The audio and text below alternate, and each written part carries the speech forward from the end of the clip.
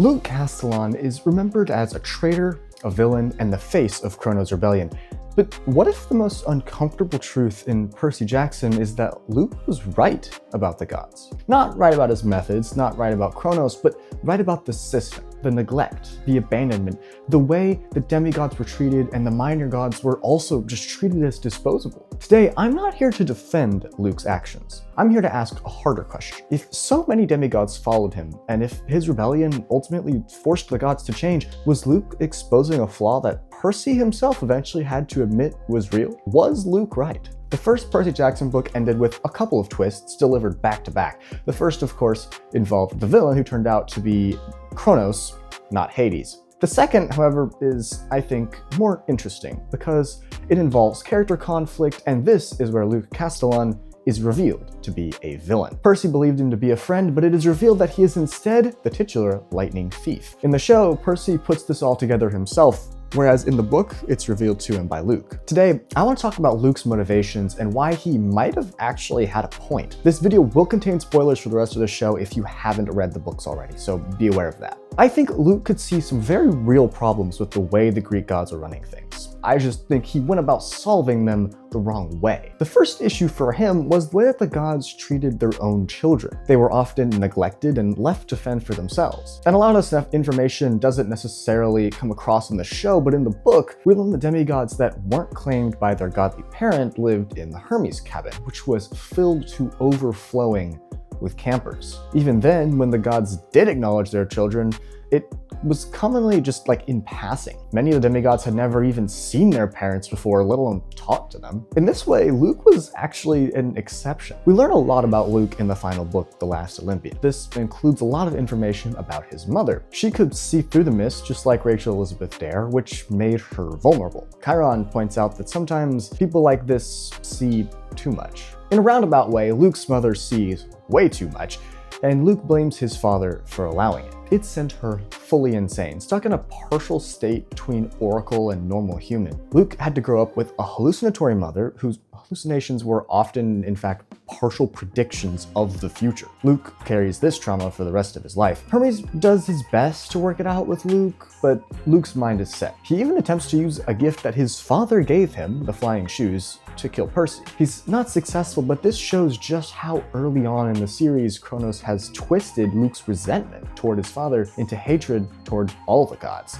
And even in a broader sense, the gods do very little to endear themselves to their children. Take even Percy, for example. He's never even met his father when he embarks on a quest for him, a dangerous one. And the only communication he's ever had with Poseidon was when the sea god claimed it. He has legitimately no reason to care about what happens to his father and to the Olympian gods, besides the fact that they're his family. Interestingly, that's all Percy needs. He fights tooth and nail throughout the whole series to protect these deeply flawed individuals, not because of anything they did for him. In fact, Zeus actively wants to kill him for at least a third of the series, it feels like, but because they're his family. For other demigods, however, this reason is not enough. The books reference how there were many demigods who deserted to Kronos and Luke's army because of how badly they had been treated or even just neglected by their godly parents. They had one foot in the mortal world, which was super dangerous for them, and one foot in the godly world, where nobody really cared about them, and it was also super dangerous. The show has even gone so far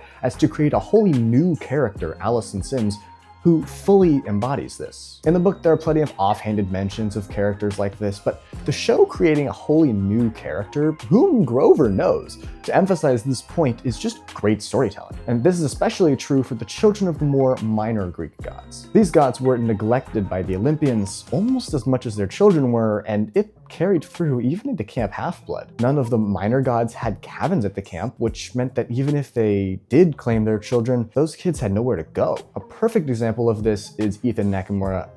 He is a great example. His mother is Nemesis, the Greek god of revenge, balance, and retribution. Ethan grows up feeling wronged by the system that the Olympians have set up, as it completely annoys him and ignores his mother. Just like Luke, this leads him to join Kronos and try and overthrow them, and Nemesis doesn't disagree with her son. As the goddess of balance, she can see that the scales are not even. She pushes her son to enact justice and vengeance. While Ethan comes to see that Kronos will respect justice and balance even less than the Olympians, this unjust system causes the plot of the entire series. Many of the other minor gods, like Nemesis, actually choose to side with the Titans and Kronos because they feel undervalued and ignored. This is another area of the Greek world where the Olympians' arrogance comes back to haunt them. So Luke was right to try and fix a lot of these problems, like all of the Greek gods interacted or didn't with their children. He wanted to fix that. And Ethan was, in a way, justified to try and balance the scales. However,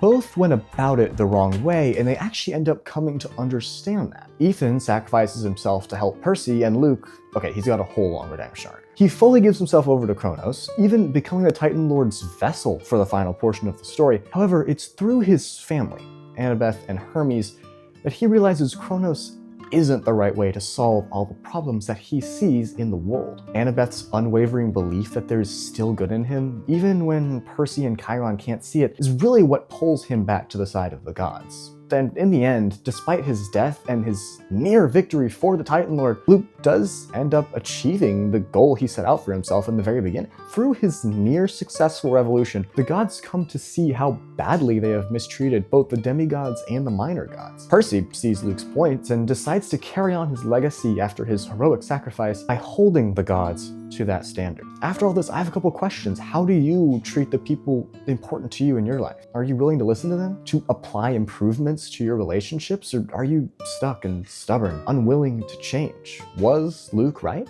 I'm Judah Eiler from TrueView Radio. Thanks for watching. If you enjoyed the video, would you hit the like button so more people can find it? And if you want more Percy Jackson content just like this episode, hit that subscribe button because it's what I'll be making during the show's run and a little after it. Let me know in the comments what other essays you think I should do, what characters you want me to see me break down, and I'll see y'all in the next one. Farewell, friends.